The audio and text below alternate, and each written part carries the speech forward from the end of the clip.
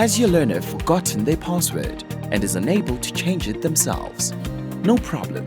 Here's a quick tutorial on how to reset a learner's password on their behalf. Navigate to the Users tab located within your LMS or Learner Management System. Type in the learner's name and then click on the Search button.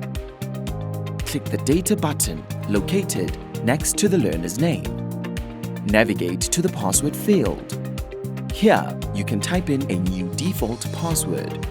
Please note, your learner can change this at a later stage, should the need arise. Repeat the password here, ensuring that they match the one you have chosen. If you want the learner to change their password after their next session, select the Force User to change password on Next Login box, then leave this box empty. A warning message will pop up on screen if you uncheck this box. This is to ensure that you understand that the password will need to be changed by the learner next time they log in.